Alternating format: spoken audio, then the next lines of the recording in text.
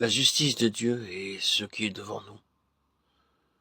Bien avant le temps d'Abraham, depuis le temps d'Abel, et en poursuivant tout au long des Écritures, la question primordiale est celle de la justice qui vient de la foi.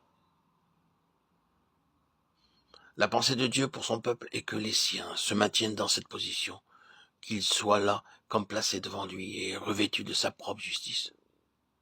Quel état d'être dans cette réalité! La justice même de Dieu nous enveloppant, de sorte que, tandis que Dieu nous regarde, il ne voit rien d'autre que sa propre justice, rien de ce que nous sommes par nature. Oh, ne pensons pas, bien-aimés, que ce soit trop élémentaire. C'est une chose ultime, c'est l'un des grands résultats en faveur du vainqueur à la fin. Et c'est sur ce point que Satan lutte jusqu'au bout. S'il peut parvenir à nous amener, vous ou moi, ou tout autre enfant de Dieu, à perdre ce terrain-là de la foi, de la confiance, et à accepter la condamnation sous ses accusations, il a gagné. Mais s'il lui arrive de rencontrer un enfant de Dieu qui, malgré toutes les accusations, toute la provocation de la nature et tout ce que Satan, le grand dragon rouge, dans sa furie, sa cruauté, sa haine, son accusation et son pouvoir peut produire sur lui, n'en tient pas moins son terrain dans la foi et dit, oui, tout cela peut être vrai. Cependant, aux yeux de Dieu, à cause de la foi en Christ Jésus, je suis participant de sa justice même.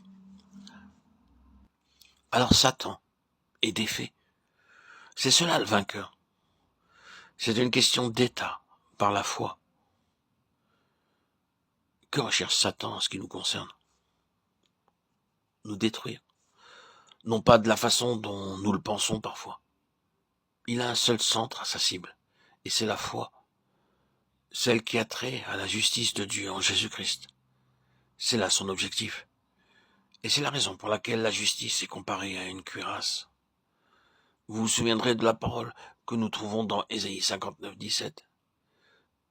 Il se revêt de la justice comme d'une cuirasse. Et nous avons aussi dans Éphésiens 6, 14 l'expression la cuirasse de la justice. Ici, voyez-vous, les parties vitales de notre constitution spirituelle sont impliquées.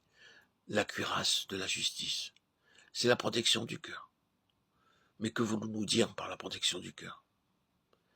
Eh bien, considérons un ou deux passages, nous verrons aussitôt ce que cela signifie. Dans la lettre aux Hébreux, c'est très clairement expliqué d'une autre manière. C'est un symbole pour le temps présent. Il signifie que les dons et les sacrifices présents ne peuvent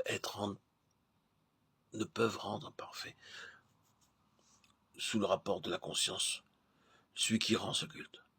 Combien plus le sang de Christ, qui, par l'Esprit éternel, s'est offert lui-même sans tâche à Dieu, purifiera-t-il votre conscience des œuvres mortes, afin que vous serviez le Dieu vivant?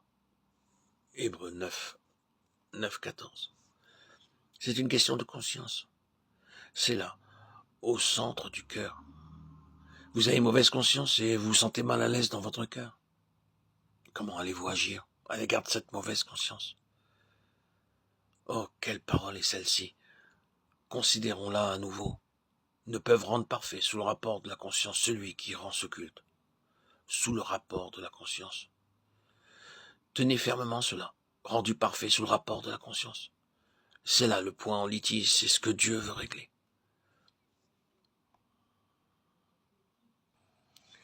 Y a-t-il eu un homme qui ait pu lancer au monde un défi de la sorte? Car tu ne livreras pas mon âme au séjour des morts. Tu me permettras pas que ton bien-aimé voie la corruption. Acte 2, 24, 27.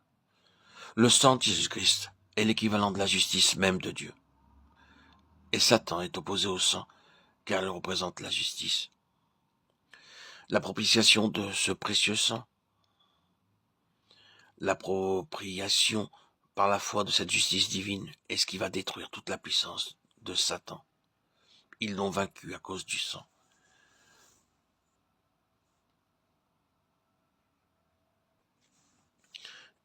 Ils l'ont vaincu à cause de la justice qui vient de la foi.